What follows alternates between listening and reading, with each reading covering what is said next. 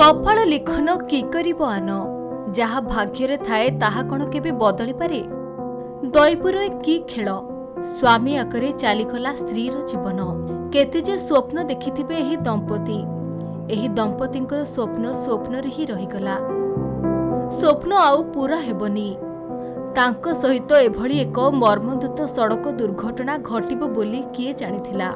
एही सड़क दुर्घटना देखिले आपणकर लोम टांकुरी उठिबो, छाती थरी उठिबो, आखिरु लुह झरी पड़िबो। हाँ दर्शक बंधु, एपरी एक सड़क दुर्घटना देखिबाकु मिलिछि 53 नंबर जातीय राजपथ पारादीप 0 पॉइंट निकटरे। स्वामी सहित स्कूटी रे बसी जाउथिले स्त्री, हेले ट्रक चापरे महिलांकर मृत्यु घटिछि। मृतक जनक हेउछंती स्थानीय चून ग्रामर।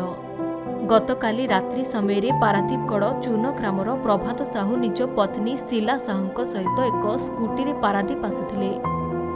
आउ ठीक सही समय रे 0 पॉइंट निकटरे घटिगला ही दुर्घटना। किछि भाबिबा पूर्वरु सब किछि सरीगला। स्थानीय लोकंकर कहिबा अनुसार 0 पॉइंट निकटरे प्रभात स्कूटी चलाउथिबा समय रे शीला हठात गाड़ी तळु पड़ी जाइथिले। पछरे आसुथिबा ट्रॉलर गाड़ीटी शीलांकु घोसारी घोसारी किछि दूर नहीं जाइथिला, जहा फଳରେ शीलांकर शरीरर अंग प्रत्यंग सबु अलगा अलगा होई जाइथिला। एही दृश्य को जे केही भी देखिबो ता पाद तळु माटी खसी पड़िला भଳି लागिबो। एही मर्मन्तुत सड़क दुर्घटना रे प्रभात मृत्यु मुखरु बर्ती जाइथिले सत, किंतु स्त्रीर मृत्यु को देखि से पूरा स्तब्ध होई जाइछंती, जहाकु नै घटनास्थल रे उत्तेजना लागि रहिछि।